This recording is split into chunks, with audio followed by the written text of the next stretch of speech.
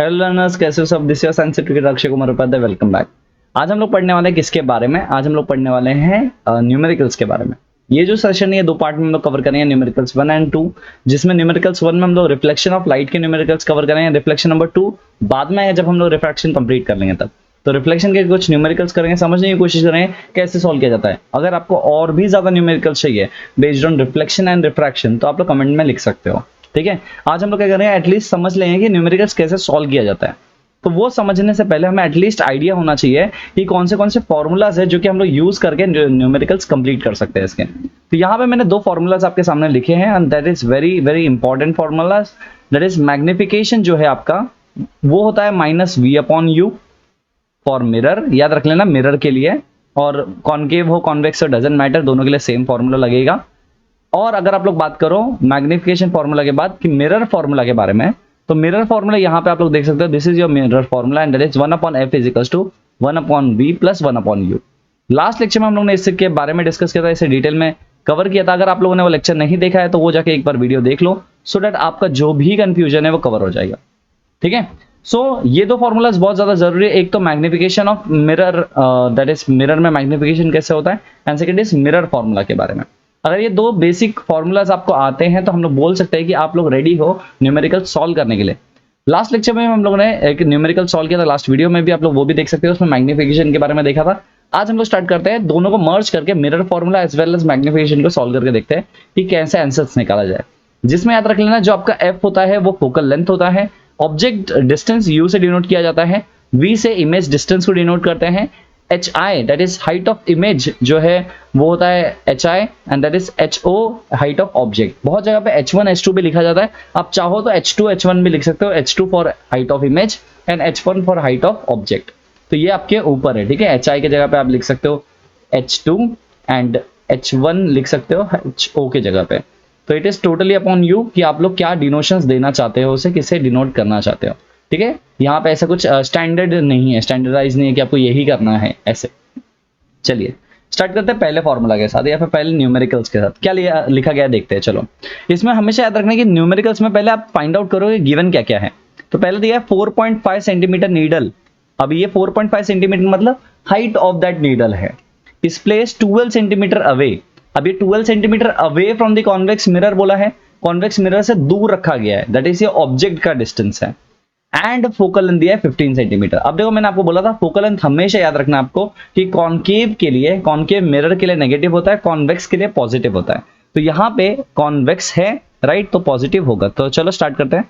तो सॉल्यूशन हमारे सामने है, let's start with the solution. पहली चीज जो गिवन है वो क्या है कि फोकल लेंथ आपका है 15 सेंटीमीटर। पॉजिटिव या negative? This will be positive. As कैसे मैं बोलूंगा पॉजिटिव है, क्योंकि यहाँ पे जो भी वैल्यू है वो कॉन्वेक्स मिरर के लिए है, कॉनकेव होता तो नेगेटिव होता।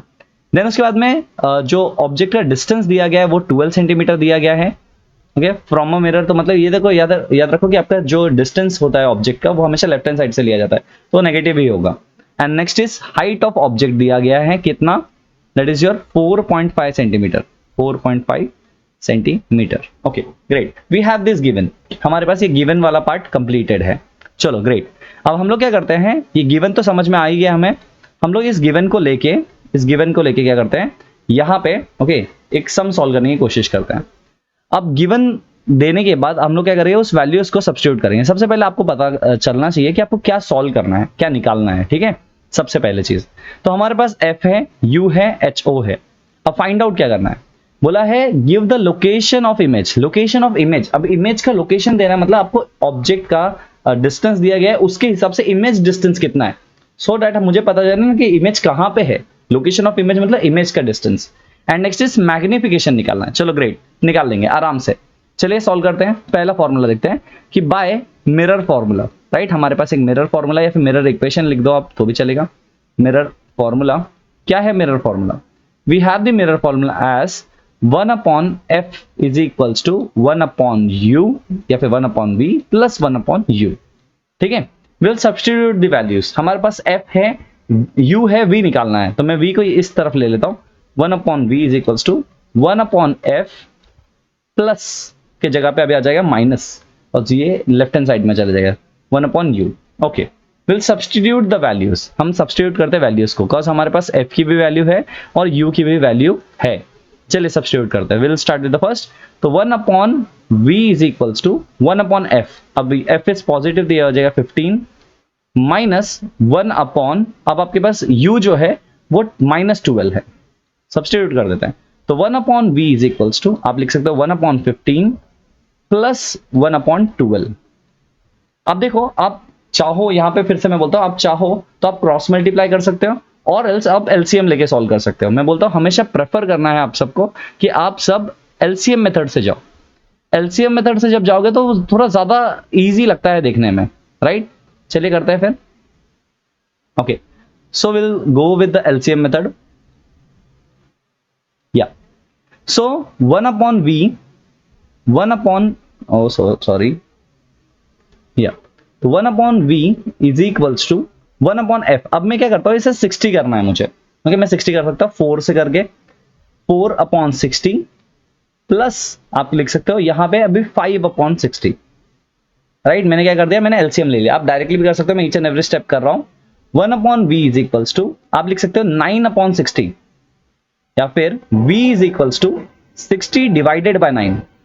आप चाहो तो इसे ऐसे के ऐसे रख सकते हो और else you can just divide it, आप इसे डिवाइड भी कर सकते हो। तो v जो आएगा आपका वो 6.7 सेंटीमीटर आ जाएगा। अब ये पॉजिटिव वैल्यू है, अगर आप यहां पे ध्यान दो तो ये एक टाइप का पॉजिटिव वैल्यू है, राइट?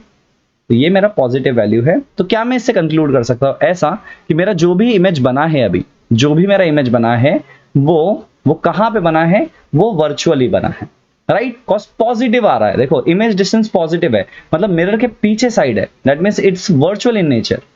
हर एक चीज को वहीं पे देखिए, वहीं पे लिख दो, वर्चुअल इमेज है, राइट?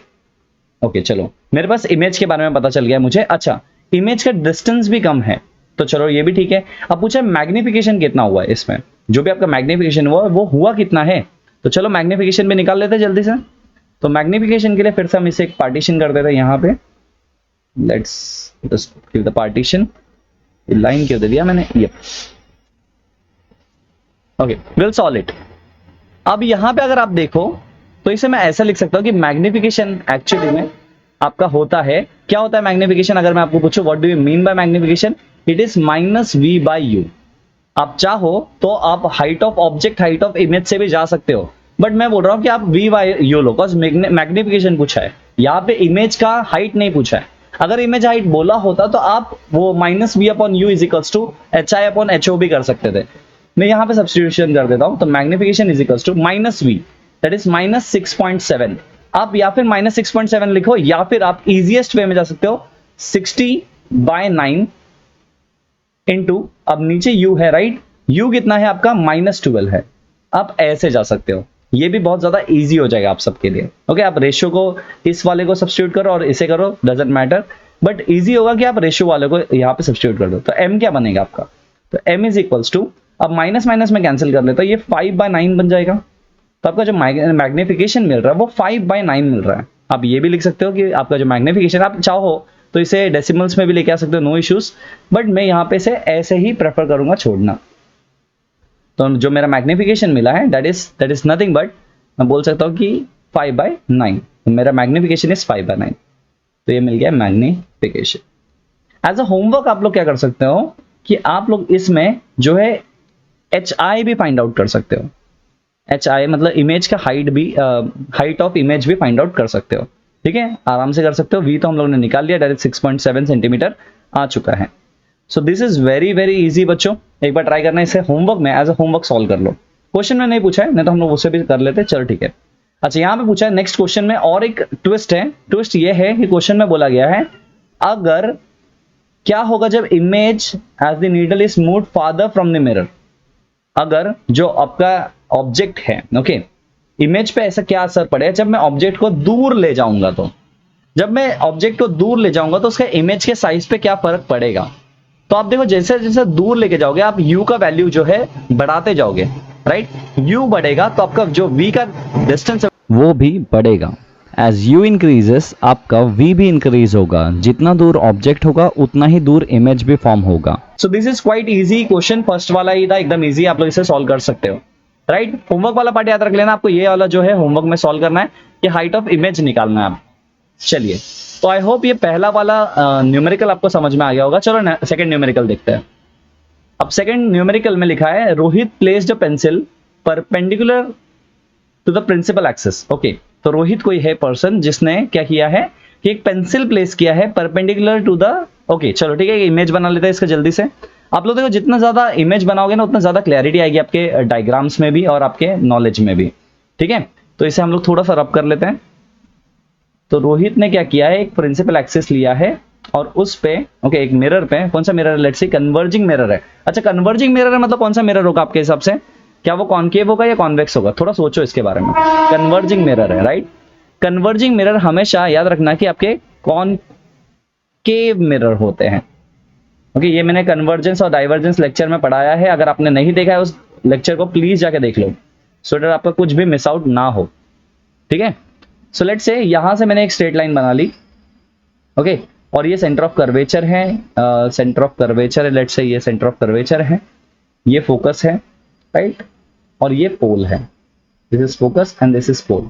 अब बोला आपका जो भी इमेज है, okay Rohit placed the pencil perpendicular to the principal axis, कहीं पे भी रखा है, लेट्स से कहीं पे भी है, और फोकल लेंथ 30 सेंटीमीटर, मतलब इसका जो फोकल लेंथ है यहां से लेके यहां तक का जो वैल्यू है वो 30 सेंटीमीटर है। ठीक है, दिस इज 30 सेंटीमीटर। तो सॉल्यूशन में हम लोग लिख लेते हैं पहले कि सॉल्यूशन में पहली चीज क्या आ जाएगी हमारे पास कि जो एफ की वैल्यू है वो 30 सेंटीमीटर है। अब ये पॉजिटिव 30 होगी या नेगेटिव 30 होगी, ये मुझे थोड़ा सा डाउट है, क्या ये पॉजिटिव होगी या नेगेटिव होगी। As being a concave mirror, इसमें जो वैल्यूज आएंगी आपकी, ये कॉनकेव मिरर, राइट, कन्वर्जिंग है मतलब कॉनकेव है। कॉनकेव मिरर में याद रख लेना आप सबको कि कॉनकेव मिरर में हमेशा आपका जो भी फोकल लेंथ होता है वो नेगेटिव होता है, तो इसका value will be negative in nature. Okay, this is given. And pencil कहीं पे यहीं पे हम लोग ऐसे कंसीडर करते हैं कि यहाँ पे कहीं पे वो पेंसिल रखी गई है, कहीं पे भी हो सकती है, सेंटर ऑफ कर्वेचर के आगे पीछे कहीं पे भी हो सकती है। अभी के लिए हम लोग कंसीडर करते हैं ऐसा कुछ कंडीशन है। ओके, अब बोला है the image formed is twice the size of the pencil, मतलब क्या मैं ऐसा बोल सकता हूं कि मैग्निफिकेशन इसका जो है वो 2 है, मैग्निफिकेशन 2 है, ट्वाइस बना है। आप ऐसे मेथड से भी जा सकते हो, मैग्निफिकेशन डायरेक्टली लेके, और else you can go by this one. आप ऐसा लिख सकते हो कि height of image is twice the height of object. आप ऐसा लिख सकते हो, जिसे आप लिख सकते हो HI upon HO is equals to 2 upon 1 भी लिख सकते हो। देखो, अभी ये टोटली डिपेंडेंट है कि आप कितना अच्छे से ग्रास्प कर पा रहे हो। ठीक है, जितना अच्छे से ग्रास्प कर पाओगे उतना ज्यादा आपको इजी लगने लगेगा वो, राइट। अरे रे, ये क्या हुआ, स्ट्रेट लाइन क्यों नहीं आ रहा है? ओके, आ गया। चलिए, ये भी हो गया, ये भी हो गया, सब हो गया, सब हो गया, तो सब हो गया ना सॉल्व? नहीं करना है। ओके, तो दिस इज गिवन। आप इससे जा सकते हो, और एल्स मैंने क्या बोला आपको, आप ऐसा कर सकते हो कि आप मैग्निफिकेशन डायरेक्टली लेके सॉल्व कर सकते हो। ओके, अब यहां पे देखो, मैग्निफिकेशन अगर मेरे पास है और f is given, okay focal length 30 centimetre is given, twice the size of given, calculate the distance. Okay, अब देखो इसे मैं इसे लेता हूं, इस फॉर्मूले को यूज करता हूं, यहां से इस फॉर्मूले को पिक करता हूं और इस फॉर्मूले को मैं आगे जाके यूज करता हूं। तो लेट्स राइट दैट फॉर्मूला कि मेरा जो मैग्निफिकेशन का फॉर्मूला होता है वो क्या होता है, it is HI upon HO is equals to minus V upon U। ठीक है, अब मेरे पास m की जरूरत मुझे नहीं है, या फिर मैं m डायरेक्टली लिख के भी कर सकता हूं, नो इश्यूज। मैं बोला ना, दोनों में से कोई भी मेथड आप यूज कर सकते हो। तो क्या मैं लिख सकता हूं 1 upon V minus V upon U is equals to, अब आपका m इज इक्वल्स टू 2 ले लो या फिर HI अपॉन HO 2 ले लो, एक ही बात है। तो V इज इक्वल्स टू, क्या मैं ऐसा लिख सकता हूं माइनस 2 टाइम्स ऑफ U, क्या मैं ऐसा लिख सकता हूं? थोड़ा सोचो, राइट। ये बहुत ही सिंपल हो गया, राइट। मैंने V की जो वैल्यू है वो निकाल ली, मैंने क्या निकाल ली, V is equals to minus V upon U। अब दिस इज वेरी इजी, अगर यहां तक आप समझ गए तो बहुत ज्यादा इजी हो गया, मैंने सिर्फ वैल्यू सब्स्टिट्यूट कर लिया। अब मुझे निकालना क्या है, मुझे एक्चुअली में इसमें निकालना है कि calculate the distance of the object, मतलब मुझे U निकालना है। अगर मुझे V निकालना होता ना तो मैं V के टर्म्स में कन्वर्ट करता, मैंने U के टर्म्स में कन्वर्ट किया, मतलब जहां पे भी मुझे V दिखेगा मैं वहां पे U सब्स्टिट्यूट करूंगा, सो दैट मेरा जो पूरा इक्वेशन बनेगा वो U के टर्म्स में बनेगा। अगर आपको इमेज का डिस्टेंस पूछा होता तो आप V के टर्म्स में कन्वर्ट करते हैं, समझाऊंगा इसको भी थोड़ी देर में। अच्छा चलो, इसे थोड़ा सा मैं आगे क्या करता हूं, सब्स्टिट्यूट कर देता हूं। Let's just draw partition. Okay, so यहां पे अभी आप देखो, क्या लिखा गया है और क्या बोला गया है। मैं अगर यूज करूं by mirror formula, by using mirror formula, हम लोग मिरर फॉर्मूला यूज करते हैं यहां पे फॉर्मूला, और मैं लिखता हूं मेरा mirror formula is 1/f is equals to 1/v plus 1/u। अब जहां पे भी मेरे पास v है, जहां पे भी मेरे पास v है वहां पे मैं सब्स्टिट्यूट कर दूंगा u, राइट। ये वैल्यू सब्स्टिट्यूट कर दूंगा वहां से, इस वैल्यू को यहां पे डाल दूंगा, राइट। कर सकते हैं, चलो कर देते हैं। तो वैल्यू ऑफ f क्या बन जाएगा, तो 1/f is equals to 1/f is equals to 1/-2u plus 1/u। अब यहां पे क्या कर सकते हो, इसी जगह पे आप f के जगह पे भी वैल्यू सब्स्टिट्यूट कर सकते हो। f की क्या वैल्यू है -30, तो जस्ट सब्स्टिट्यूट -30 ओवर हियर। तो ये हो जाएगा 1/-30, इसे ऐसे ही रखते हैं थोड़ी देर के लिए, और यहां पे क्रॉस मल्टीप्लाई कर सकते हो आप लोग। Okay, you can just cross multiply it. क्या कर सकते हो 1, या फिर वही मेरा एलसीएम मेथड, मैं हमेशा जो बोलता हूं आपको 1 - 2, अब ये u है तो -2/2u, राइट। मैंने क्या कर दिया, मैंने यहां पे -1 से मल्टीप्लाई कर दिया और यहां पे -2 से मल्टीप्लाई कर दिया, सो दैट नीचे जो बने ओके वो -2u बन जाए। अच्छा, मुझे वहां पे 1 को नहीं करना चाहिए, 1 नहीं करेंगे, ओके, विल नॉट सब्स्टिट्यूट 1 के लिए जरूरत नहीं है, बिकॉज हम लोग -2u बना दे रहे हैं, नो इश्यूज। तो -2 से मैंने इसे मल्टीप्लाई कर दिया, बस मल्टीप्लाई एंड डिवाइड कर दिया -2u से, और कॉमन डिनोमिनेटर बना दिया। अच्छा, अब इसे देखो 1/-30 है इज इक्वल्स टू, अब इसमें हो जाएगा -1/-2u, राइट, -1/-2u। अब कुछ कैंसिल आउट हो रहा है क्या यहाँ पे, यस, माइनस माइनस हम लोग निकाल देंगे, तो बचेगा क्या, तो यहाँ पे अगर आप लोग सब्स्टिट्यूट करो, से लिखो, तो ये बनेगा आपका, okay let's draw dotted line again, partition बना देते हैं फिर से, okay, so will just draw it, okay, so this one. अब यहाँ पे हम लोगों के पास बचेगा क्या बच्चों, यहाँ पे जो भी वैल्यूज आएगी हमारी वो क्या हो जाएगी 1/f या 1/-30 इज इक्वल्स टू 1/2u। तो क्या मैं ऐसे लिख सकता हूं 2u इज इक्वल्स टू -30, तो मैं लिख सकता हूं u is equals to -15 centimetre. मैंने क्या लिख दिया, u is equals to -15 centimetre. कैसे आया, अब आप लोग देख के समझ जाओगे, बिकॉज हमने डिवाइड कर दिया 2 से। बस मेरा जो ऑब्जेक्ट का डिस्टेंस मिला है वो कितना मिला है, मेरा जो ऑब्जेक्ट डिस्टेंस मिला है वो मिला है अराउंड -15 सेंटीमीटर। तो object distance is again done, right. तो इस समय हमें बोला था ऑब्जेक्ट डिस्टेंस निकालना है, तो हम लोगों ने निकाल दिया यहां से। अगर इसमें इमेज डिस्टेंस पूछा होता तो आप लोग क्या करते हैं कि इसे इस वैल्यू को सब्स्टिट्यूट करते हैं जहां पे भी u होता, u को लिख के -v/2 कर देते हैं। वो सब में आप वाइस वर्सा सॉल्व कर सकते हो। So this is again done, ये भी क्वेश्चन आपका डन हो चुका है न्यूमेरिकल में। अगेन आपने मैग्निफिकेशन भी यूज किया यहाँ पे आपने क्या यूज किया, बाय यूजिंग मैग्निफिकेशन फॉर्मूला, ठीक है। यहाँ पे कौन सा यूज किया, मैग्निफिकेशन फॉर्मूला यूज किया। यहाँ पे कौन सा यूज किया, मिरर फॉर्मूला यूज किया। दिस इज वेरी इंपॉर्टेंट कि आपको पता होना चाहिए कहाँ पे कौन सा फॉर्मूला यूज किया जाए। तो this is again done, very good. क्या यहाँ तक की चीजें क्लियर है, एक बार आप लोग हर एक चीज को नोट कर लो, सो दैट आप लोग जो भी चीज लिख रहे हो वो चीज आपको क्लैरिटी हो, कॉन्सेप्ट क्लैरिटी हो। हर एक न्यूमेरिकल को ना 2 बार एटलीस्ट प्रैक्टिस किया करो, हर एक टाइप के क्वेश्चंस को, तो ज्यादा इजी लगता है आप लोगों को सॉल्व करने में, राइट। चलो नेक्स्ट क्वेश्चन की तरफ बढ़ते हैं and let's see next question में क्या दिया है। ओके, यहाँ पे लिखा है define magnification produce by a spherical mirror in terms of height of an object and image, how is it related to object and image distance, okay, explain why magnification is positive for virtual image and negative for real image। तो आपको ये बताना है कि जब भी virtual image होता है उसमें मैग्निफिकेशन क्यों आपका पॉजिटिव होगा तो वर्चुअल इमेज बनेगा, नेगेटिव होगा तो रियल इमेज बनेगा, और इन टर्म्स ऑफ आपको बताना है height of the object and image, okay, related to image and object distance. ठीक है, चलो पहले फॉर्मूला से स्टार्ट करते हैं, ठीक है, इसके फॉर्मूला से हम लोग स्टार्ट करते हैं। तो लेट्स राइट इट सॉल्यूशन। तो इस सॉल्यूशन में हम लोग क्या करेंगे, पहले फॉर्मूला लिखते हैं। फॉर्मूला क्या होता है मैग्निफिकेशन का, मैग्निफिकेशन फॉर्मूला इज, अब ये एक्चुअली न्यूमेरिकल टाइप में भी नहीं है, बट यस इसका इंपॉर्टेंट कॉन्सेप्ट है। मैग्निफिकेशन फॉर्मूला क्या होता है, it is totally dependent upon 4 factors, मतलब बेसिक 2 है, m is equals to minus v by u ले सकते हो आप लोग, और else you can write H O upon H I. अब एच ओ जो है हाइट ऑफ ऑब्जेक्ट है, एच आई आपका हाइट ऑफ इमेज है, ये चीज है राइट। अब इन्होंने क्या बोला था, related to object and image distance, तो मैं ना m को related with v and u लेता हूं, तो इसे हम लोग लेते हैं m is equals to minus v upon u, ठीक है। एज अ साइन कन्वेंशन आपको पता होना चाहिए कि u is always taken negative.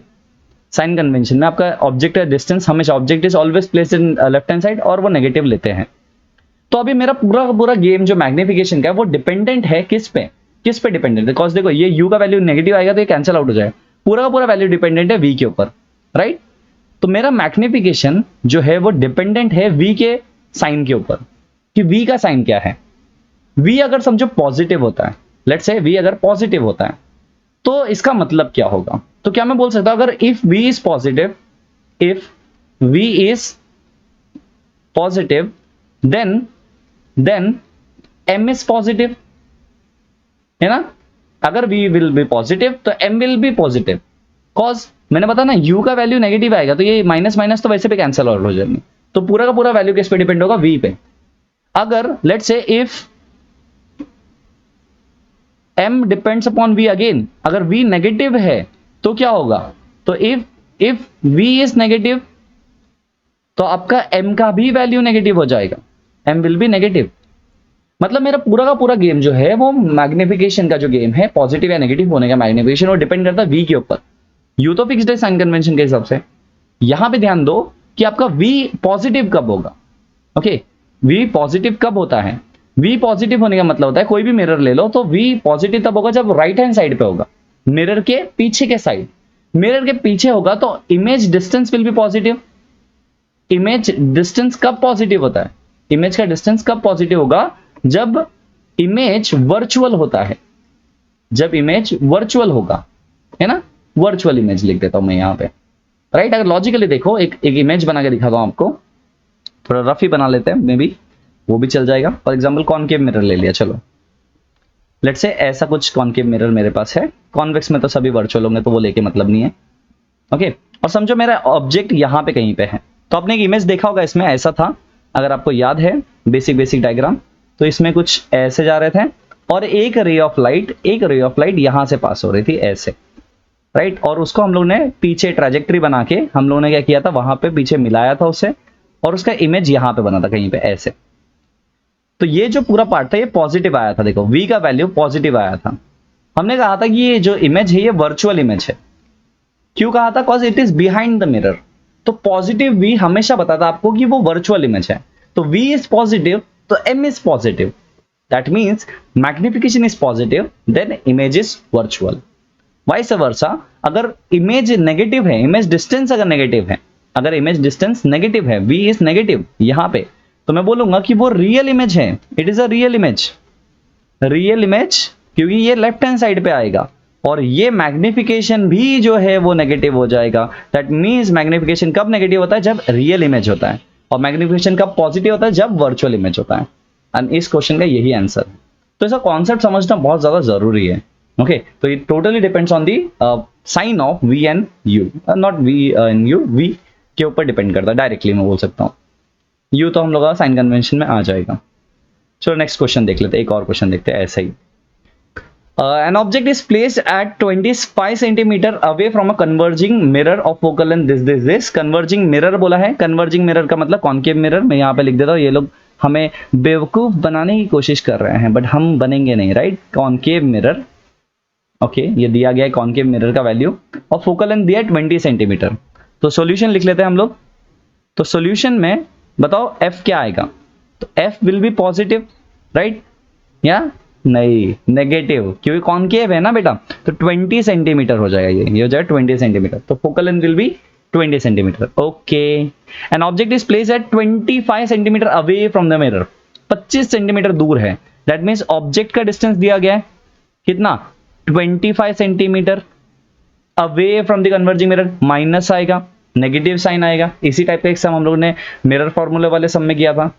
Discuss the effect of nature and position of the image, basically v find out करना है यहाँ पे, ओके। अब they when changes from 25 centimetre to 15 centimetre, अच्छा 25 सेंटीमीटर से जब इसे 15 सेंटीमीटर बना दिया जाए विदाउट यूजिंग मिरर फॉर्मूला, अरे वाह, ये तो काम कम कर दिया है लोगों ने। तो इससे थेरोटिकल आंसर देना है हमें, राइट, हम लोग इससे थेरोटिकली आंसर दे सकते हैं, बट समझो हम लोग इसे दोनों तरीके से सॉल्व करेंगे, ठीक है, हम लोग इसे दोनों तरीके से सॉल्व करेंगे। पहले तो हम लोग इसका फाइंड आउट करेंगे कि v क्या आता है एंड सो ऑन, उस टाइप के क्वेश्चंस भी आ सकते हैं, एंड साथ में इस क्वेश्चन का भी आंसर हम लोग करेंगे थेरोटिकली। ये थेरोटिकल है, मतलब अगर 25 सेंटीमीटर से कम किया जाए, 15 सेंटीमीटर किया जाए तो क्या होगा, ऐसा पूछा है। तो लॉजिकली चलो हम लोग न्यूमेरिकल के हिसाब से भी सॉल्व कर लेते हैं, विदाउट यूजिंग मिरर फॉर्मूला बोला गया है तो कॉन्सेप्चुअली भी करेंगे। तो इसमें v निकालना है आपको और कुछ नहीं निकालना, कुछ नहीं निकालना, हाइट ऑफ इमेज तो दिया ही नहीं ना, तो चलो कर लेते हैं। इसे विदाउट यूजिंग बोला बट हम लोग यूज करेंगे, बस हमें कॉन्सेप्ट से लेना देना है, हमें सम से लेना देना उतना नहीं है, ऐसा नहीं है कि नहीं है, उतना नहीं है। ओके तो चलो इसे पार्टीशन कर लेते हैं। चलो so let's start with the question.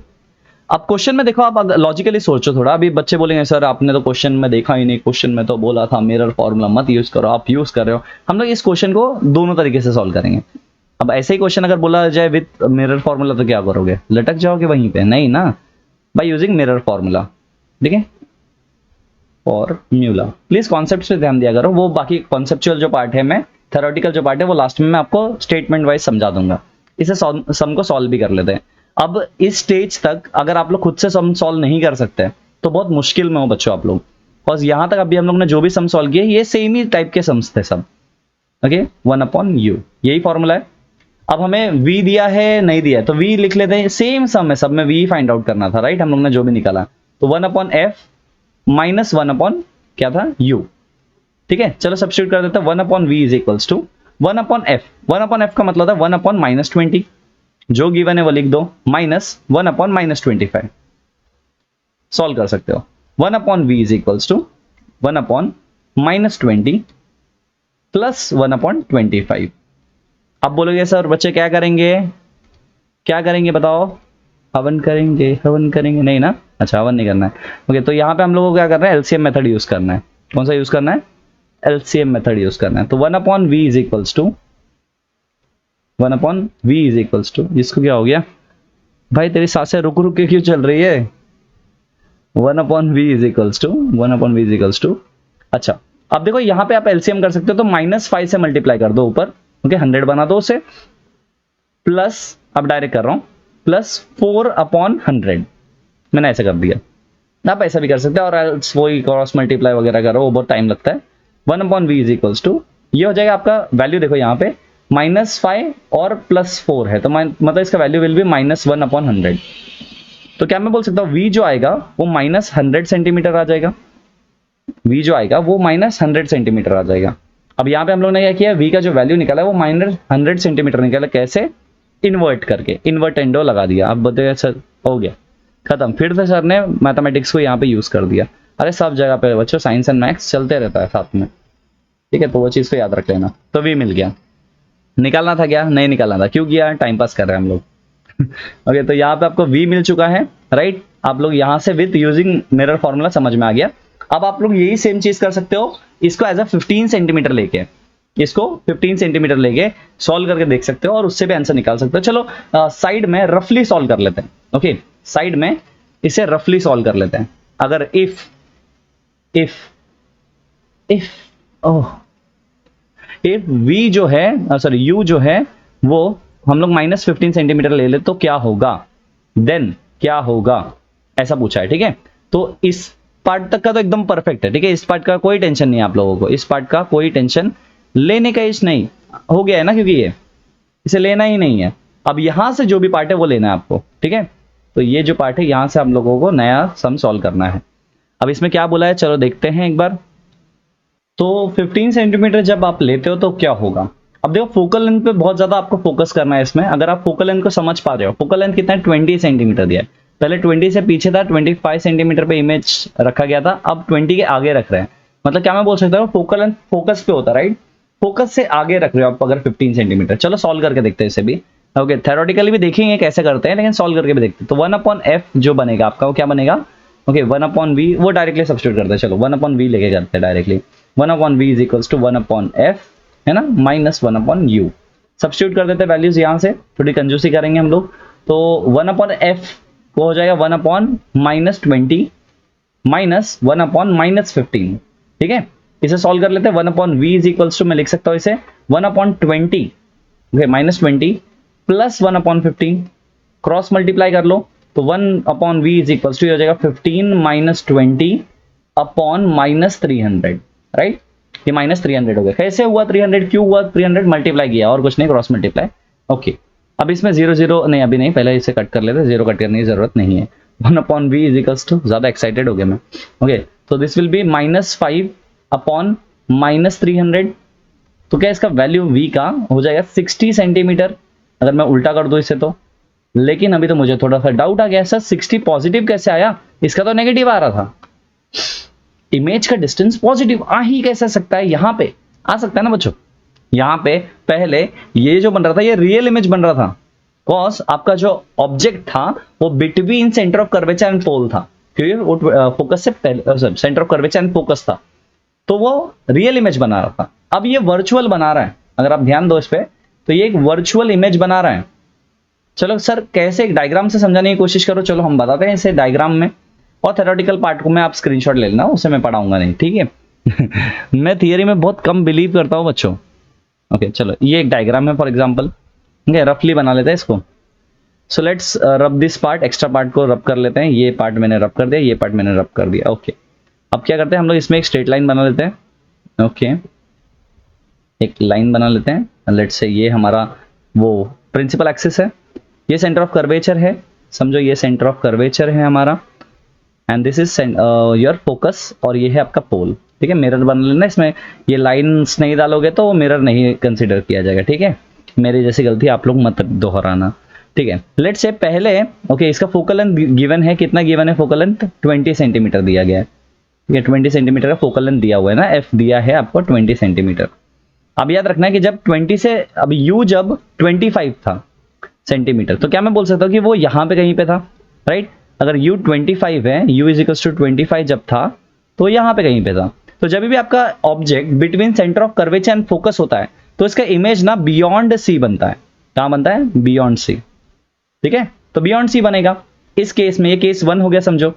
Case 1 जब when u is equals to 25 centimetre है, -25 भी मतलब समझो अभी के लिए, ओके, -25 है नेगेटिव के लिए, तो उसका इमेज यहाँ पे बन रहा था, इसलिए v का जो वैल्यू आ रहा था वो -100 आ रहा था सेंटीमीटर, है ना। और it was a real image, it was a real image.